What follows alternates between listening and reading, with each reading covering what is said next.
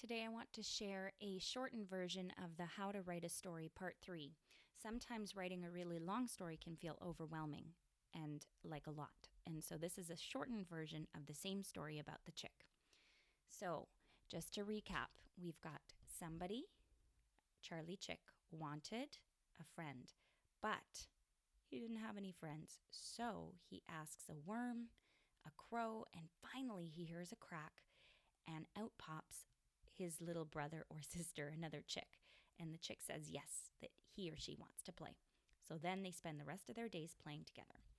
Now, the last story was quite long. I told you at the beginning that I did have an idea for that title, but you can always go back at the end of a story and give your story a title. In this case, I have an idea for a title, which is Charlie Chick. I'm going to put my name, because I'm the author, by Mrs. Michael. It's always important to put your name. And if you want to put the date, you can, because that's important too. So you might start the story a little differently. Last time I started it by introducing Charlie Chick. I could say, one day, remember this one's going to be a short version. One day, Charlie Chick felt lonely. He did not have a friend. Now I've shown wanted and but in one sentence. He did not have a friend. That's all we really need.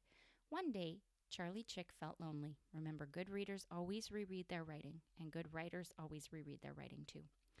He did not have a friend. Okay, so what happens next? So, he asked a worm and a crow to be his friend.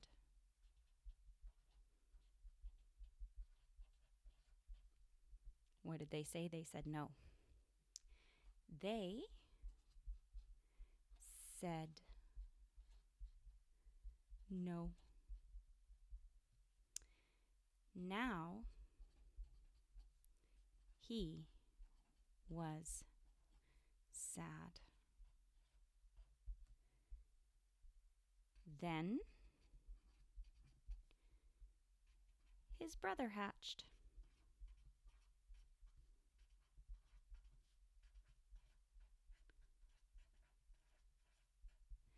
Charlie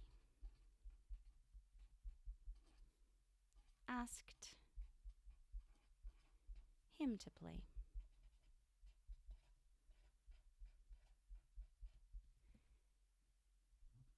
His brother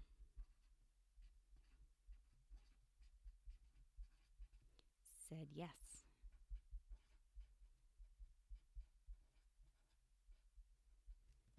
They played. Maybe how did they play? They played happily all day. So we've made that same story a little bit shorter. Stories can take a lot of work to write, but they're a lot of fun, and they can feel pretty great once they're done. Don't forget to include those capitals at the beginning, the spaces in between your words, periods or punctuation at the end. And if you know how to do dialogue, you can do dialogue and quotation marks, but don't worry too much about it. It's all about doing your very best. And remember, I'm an adult, so my writing is going to be a little neater and the spelling might be a little bit more correct than yours. And what I would expect is just that you use your best knowledge to stretch out those big new words. I can't wait to hear your stories.